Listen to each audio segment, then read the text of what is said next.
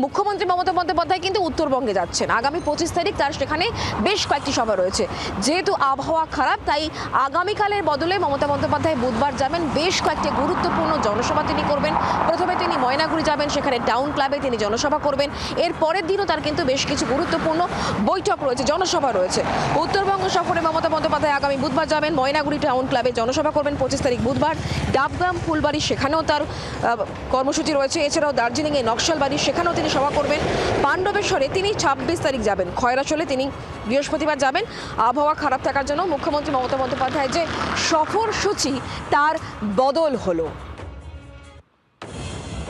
এই পুরো বিষয় নিয়ে আমাদেরকে আরো জানাবেন আমাদের সঙ্গে প্রবীর রয়েছেন, প্রবীর চক্রবর্তী আমাদের প্রতিনিধি টেলিফোন লাইনে। প্রবীর, মুখ্যমন্ত্রী মমতা বন্দ্যোপাধ্যায়ের সফর খানিকটা পিছিয়ে গেল, উত্তরবঙ্গ তিনি যাচ্ছেন আগামী বুধবার। কি কি কর্মসূচি রয়েছে তার? দেখো, মুখ্যমন্ত্রীর কর্মসূচি ঠিক ছিল সোমবার, এবং সেক্ষেত্রে দাঁড়িয়ে উত্তরবঙ্গে প্রায় 15টি সভা করার কথা ছিল। কিন্তু উত্তরবঙ্গে দেখা যাচ্ছে, যেটা জানা যাচ্ছে এখন পর্যন্ত, যে ওয়েদার বিভিন্ন জায়গা যে সমস্ত জায়গায় সভা করার কথা ছিল মমতা বন্দ্যোপাধ্যায়, এই সমস্ত জেলায় ব্যাপক বৃষ্টি হয়েছে। ফলে বৃষ্টির জন্য সভাস্থল হয়তো নষ্ট হয়েছে। এই বিভিন্ন কারণকে সামনে রেখেই মমতা বন্দ্যোপাধ্যায় এই সফরসূচি আপাতত পিছচ্ছে।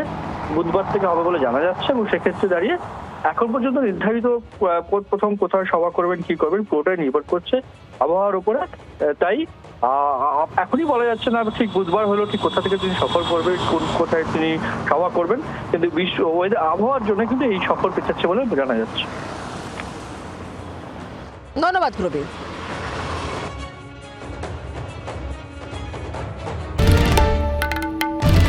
বাংলার আওয়াজ, বাঙালির আবেগ, জি 24 ঘন্টা।